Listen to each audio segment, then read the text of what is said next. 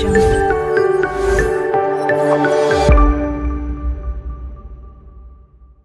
बच्चों कैसे हो? I hope you are good. बच्चों आज हम लोग क्वेश्चन के अलावा कुछ अलग ही बात करने वाले हैं और इसमें हम आप लोगों के साथ ये बात करने वाले हैं कि बहुत से बच्चे ऐसे होते हैं जिनको मैथ्स में डिफिकल्टी फेस करना पड़ता है। होपफुली करना ही पड़ता है ना, बहुत से बच्चे हैं। तो कहने का मतलब है यहाँ पे जो प्रॉब्लम जो आप फेस करते हो इसका रीजन एक ही है और वो रीजन क्या है कि आप किसी भी चीज को प्रॉपर तरीके से टाइम नहीं दे पाते हो। मैथ्स के लिए प्रैक्टिस चाहिए। मोस्ट ऑफ द क्वेश्चंस ऐसे होते हैं जिसको आपको प्रैक्टिस करके ही आना है, ठीक है। तो आप किसी भी चीज को कर रहे हो तो सबसे पहले ये ध्यान रखो कि आप अगर जैसे मैथ्स पढ़ रहे हो, यहाँ आप पढ़ रहे हो या किसी क्लास में आप ज्वाइन करके रखे हो और वहाँ पे पढ़ाई कर रहे हो, आप वहाँ से आते हो घर पे उसको पैक कर दिए और छोड़ दिए और फिर 2 दिन के बाद देखते हो, तो क्या होगा? आज जो आप पढ़ के आते हो तो आपका माइंड इतना कॉन्शियस होता है कि आज आज के लिए वो आपके माइंड में घूमता रहता है, तो आपको लगता है कि चलो मुझे तो ये आ गया।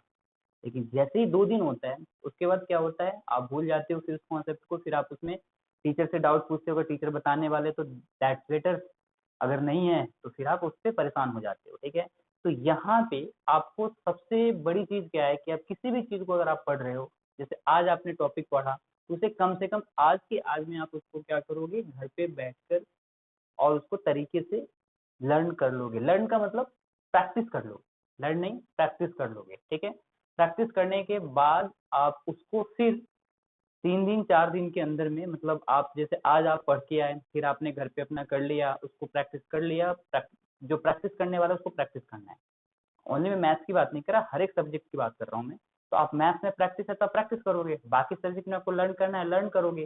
साइंस में आपको क्या करना है, ऑब्जर्वेशन करके लर्न करना है, तो उसको ऑब्जर्व करके लर्न और उसके बाद लर्न करोगे। तो यहाँ पे जो भी है उन सबकी बात कर रहा हूँ कि आपको एक टाइम मिलता है, संडे टाइम मिलता है आप लोगों को। तो संडे को बच्चे सोचते हैं कि फन टाइम है, पूरे टाइम ही फन करते हैं, गेम खेलते हैं। नहीं, आपको क्या करना है, पूरा टाइम आपको, पूरे दिन का टाइम आपको मिला हुआ है। अपने पूरे वीक में जितनी भी चीजें आपने करी हुई है, मतलब आप मंडे को लेते हो, मान लो यहाँ पे आप मंडे मंडे ट्यूसडे है, Wednesday, Thursday, Friday, Saturday and Sunday, है ना।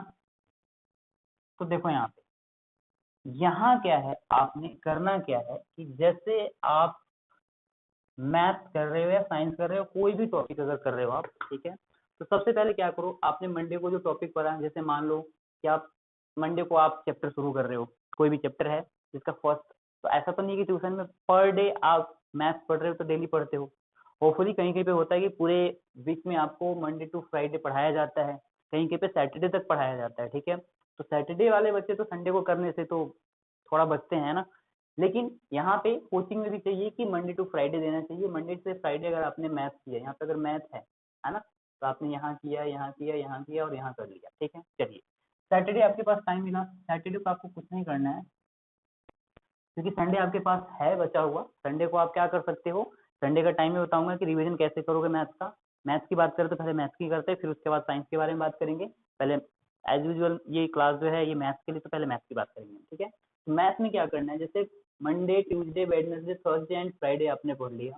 सैटरडे को क्या करना है आपको, सैटरडे या तो उन बच्चों के लिए सैटरडे है जो रात को ज्यादा देर तक पढ़ते हैं, जिनको हम निशाचर बोलते हैं ना। निशाचर का मतलब रात को जगने वाला।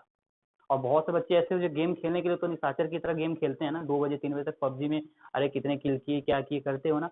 यहाँ पे मैं बात कर रहा हूँ कि जो ये सैटरडे होगा, तो सैटरडे नाइट को, सैटरडे आप डे में स्कूल जाते हो, सेकेंड सैटरडे और आई थिंक लास्ट सैटरडे तो आपको छुट्टी होता है, लेकिन जो आपका बीच के जो सैटरडे होता है उसमें छुट्टियां नहीं होती हैं। तो आपके पास टाइम क्या है कि इसमें आपका क्लास जो होता है आपको 8 o'clock या 9 o'clock तक आप फ्री हो जाते हो, है ना।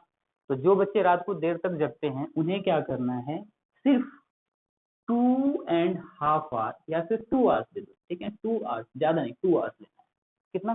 2 आवर्स लेना है। यानी कहने का मतलब 9 o'clock अगर आप क्या कहते हैं डिनर करते हो या 9:30 करते हो, तो 1 आवर का रेस्ट लो 10:30, 10:30 आपको बैठना है, ठीक है। और 12:30, बस 12:30, बस इतना ही टाइम मैथ्स के लिए, बस इतना ही मांग रहा हूँ मैं, पूरे वीक का रिवीजन करने के लिए। 12:30 तक आपको क्या करना है, ये जो 10:30 से 12:30 है ना, बस इतना टाइम दे देना। जो बच्चे रात को ज्यादा देर तक जगते हैं उनके लिए, फिर वो संडे को देर से उठकर और फन कर सकते हैं, ठीक है। और इसमें क्या करना है आपने, 10:30 से 12:30 के बीच में सबसे पहले हाफ एन आवर 30 मिनट जो होगा, ये 30 मिनट आपको पूरे वीक में आपने जो किया है उसके स्टार्टिंग के जो कॉन्सेप्ट है ना, यानी नोट्स है, उसको पढ़ो। सबसे पहले क्या करोगे, नोट पढ़ोगे। इसके बाद क्या करोगे, यहाँ पे फॉर्मूले सीट, फॉर्मूले जो होंगे उसकी सीट आपने बना के रखा होगा। नोट्स के साथ ही होता है, लेकिन नोट्स में आप सारी चीजें लेते हो और फॉर्मूले का एक अलग साइड में एक सीट बना लिया करो। तो फॉर्मूले को तो पहले आपको नोट्स पढ़ लेना है, जिससे कि आपको क्या हो, उस चैप्टर में क्या क्या आ रहा है या क्या क्या है, किस चीज के बारे में बातें हो रही हैं कि हमें क्या क्या उस चैप्टर में पढ़ना है, उसको आप पढ़ लोगे। इसके बाद फॉर्मूले से आपको ये पता चल जाएगा कि इस चैप्टर में ये फॉर्मूले और इनका यूज यहाँ पे होना है, ठीक है। तो ये हाफ एन आवर तो आपको ये ले लेगा, ठीक है। अब क्या है, जो पूरे वीक में आपने पढ़ा है, तो मैं ये नहीं कह रहा कि सारे के सारे क्वेश्चन करके जाना है, नहीं। रिवीजन आपने कर लिया, आपने नोट्स पढ़ लिया और फॉर्मूले पढ़ लिए, आपका जो वहाँ पे नॉलेज है 25% रिकॉल तुरंत हो जाएगा। माइंड ऐसा है ना, इसमें स्टोर होता है, जैसे आप मेमोरी स्टोर करते हो ना, बड़े स्टोर हार्ड डिस्क या फिर बड़ी बड़ी चीजों में आप स्टोर, जैसे लैपटॉप में आप रखते हो और उसको जब सर्च करते हो, आपको किसी चीज को ढूंढना होता है और सर्च करते हो, टाइप करते हो, अपने आप आ जाता है। तो वैसे ही यहाँ पे जब आप इसको करना शुरू करोगे, तो आपका जो ये न्यूरॉन्स है ना, वो तुरंत एक्टिव होंगे और फटाफट क्या करेंगे, यहाँ पे आपको मतलब सिग्नल देंगे कि देखो भैया हमने ये पढ़ा हुआ है, ये चीज है। तो अब क्या होगा, आपको धीरे धीरे आपको आएगा, अच्छा हमने ये किया, अच्छा हमने ये इसमें पढ़ा हुआ है, इसको ये किया हुआ है, ऐसे करके आपको क्या होगा, रिकॉल होगा कि हमने ये चीजें पढ़ना है और हमने ये कर लिया है। तो 25% तो वहीं पे आपका नॉलेज और 30% तक आपका आ जाता है। फॉर्मूले पढ़ते ही आपको पता चलेगा ये चीजें करना है, ठीक है। इसके बाद आते हैं, क्या करोगे, जो भी एक्सरसाइज लोगे, एक एक्सरसाइज फर्स्ट से पकड़ के आपने पढ़ा था, है ना, तो पहले एक्सरसाइज को लोगे। पहले एक्सरसाइज में क्या करोगे, देखोगे आपको 10 क्वेश्चन है, 10 क्वेश्चन में से जो आपको डिफिकल्टी फेस हो रहा है, यानी जो आपको लग रहा है कि ये टफ, सारे क्वेश्चन तो टफ नहीं होते हैं ना, आपको वहां पे देखोगे, आपको खुद पता चलेगा, सिग्नल मिलेगा कि कौन सा टफ लग रहा है आपको, कौन सा नहीं लग रहा है। आप क्या करोगे, जितने भी टफ है उसको मार्क करो, ठीक है ना। 10 मिनट लगेंगे आपको, 10 मिनट लगेंगे क्या करने में, जितने भी आपने इसमें जितने भी एक्सरसाइज आपने कर रखा है मंडे टू फ्राइडे के बीच में मैथ का, उसके जो टफ क्वेश्चन है उसको देखने में, एक बार क्या करना है, बस एक्सरसाइज लेना है, उसको देखना है, उसमें तो देखना है कि ये क्या है, ये कैसे, और उसमें आपको पता चल जाएगा। तो सबसे पहले क्या करना है, 10 मिनट उसमें लेना है, जितने भी एक्सरसाइज आपने कर लिए और उसमें से मार्क करके पहले उन क्वेश्चन को अटेम्प्ट करो, ठीक है ना। पहले उन क्वेश्चन को अटेम्प्ट कर लोगे, फॉर्मूला आपको पता होगा, तो आपको पता है कि एनसीईआरटी ऐसा करता है कि हर एक एक्सरसाइज का अलग अलग ही फॉर्मूले बेस्ड होते हैं, ये भी आपको पता होना चाहिए। देखने में लगता है कि सारे हौच पौच है, लेकिन नहीं, कहीं ना कहीं एक एक्सरसाइज का जो फॉर्मूला होता है वो एक टॉपिक का एक ही, मतलब जैसे आप फर्स्ट एक्सरसाइज करते हो तो उसका पहले ही बताया होता है, फिर सेकंड एक्सरसाइज के लिए उससे पहले बताया होता है। तो आपको क्या करना है, आपको फॉर्मूला पढ़ लिया आपने, आपको पता चल जाएगा। आप क्या करोगे, सबसे पहले जो जितने भी आपको टफ लग रहे थे क्वेश्चन उसको आप पहले कर लो, वो कंप्लीट हो गया। इसके बाद ये कंप्लीट होने में आपको ज्यादा से ज्यादा, मतलब आपने क्या किया, ये मतलब यहाँ पे आपके पास कितना 120 मिनट था ना, 120 मिनट था, और इसमें से आपने क्या कर दिया, माइनस कर दिया 30 + 10, यानी 40 आपने माइनस कर दिया, बस कितना गया 80, 80 मिनट बच गया ना। 80 मिनट में आपका क्या होगा, 60 मिनट में आपकी जितने भी टफ क्वेश्चन है ना, आप अगर करोगे तो तरीके से हो जाएगा, ठीक है। बच जाएगा कितना 20 मिनट, है ना। आप जब 60 मिनट 80 से सब्ट्रैक्ट करोगे, यहाँ से 60 मिनट को सब्ट्रैक्ट करोगे, आपके पास 20 मिनट बच जाएगा। अब इसमें आप क्या करोगे, अगर आपके पास ये टाइम बच जाता है तो, नहीं बचेगा, हो सकता है कि कभी कभी ज्यादा एक्सरसाइज या ज्यादा क्वेश्चन होता है तो नहीं भी बचता है। अगर ये बच जाता है तो छोटे क्वेश्चन पे लगा दो, नहीं बचता है तो कोई बात नहीं है।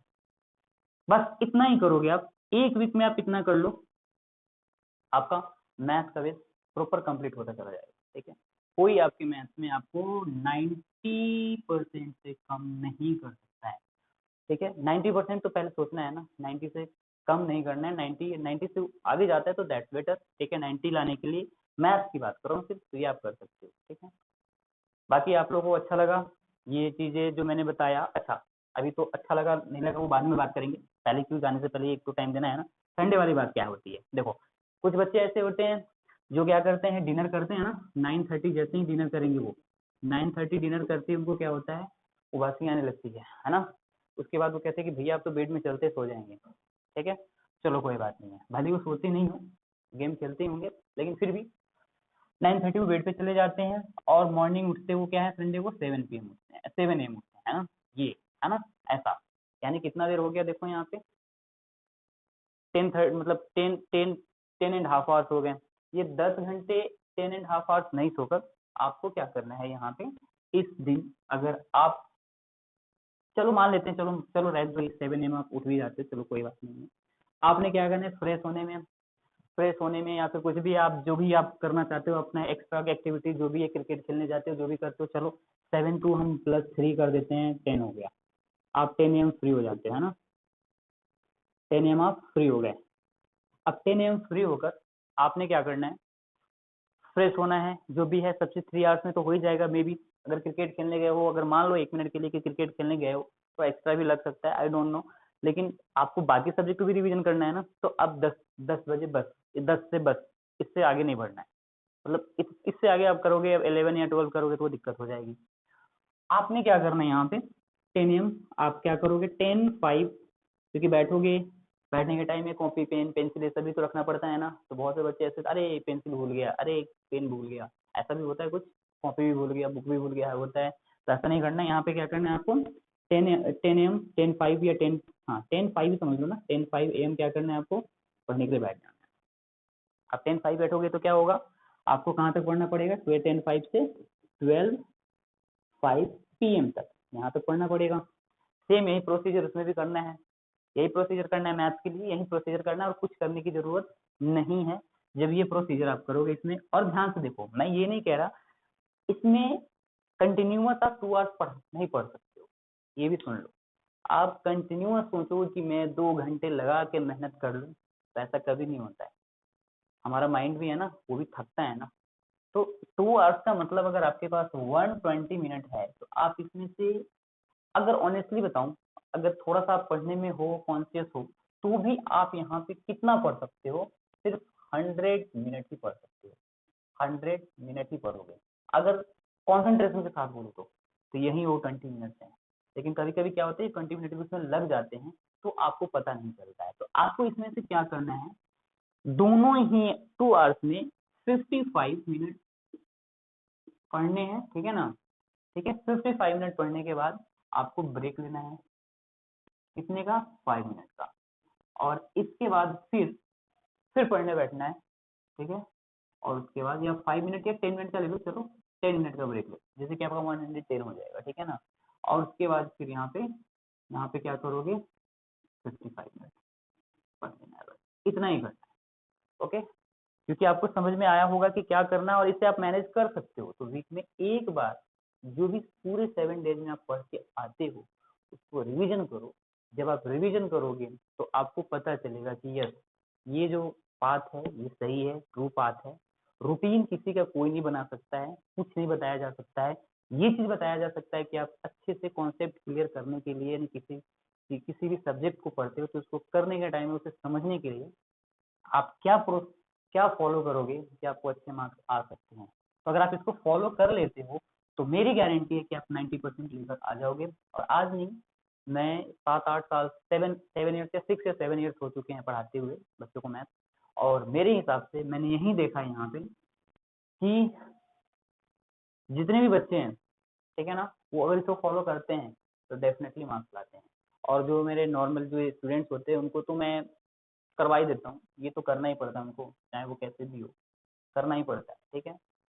और बस इतना ही है। अगर आप लोगों को समझ में आया, आप इसे एक बार फॉलो करो, एक वीक के लिए फॉलो, एक संडे को फॉलो करो या एक सैटरडे को फॉलो करो, अपने आप आपको पता चल जाएगा। ये मेरा आप लोगों से हम्बल रिक्वेस्ट है, ठीक है। बाकी आप तरीके से करोगे, एक बार आप फॉलो करके देखो, अगर आपको नहीं लगा अच्छा तो फिर आप मुझे बताना। और अगर आप लोगों को समझ में आया तो आप लोग क्या करना, मैं ऐसे ही कुछ कुछ आप लोगों के लिए लेकर आऊंगा जिससे कि आप लोग की इम्प्रूवमेंट सही हो, ठीक है ना। तो अगर आप लोग को अच्छा लगा ये वीडियो, अगर आप लोग को ये लग रहा है कि यस मैं आप लोग को एक अच्छा गाइड दे सकता हूँ, गाइडेंस दे सकता हूँ, तो आप लोग लाइक शेयर एंड सब्सक्राइब करेंगे। थैंक यू बच्चों, एंड बाय बाय।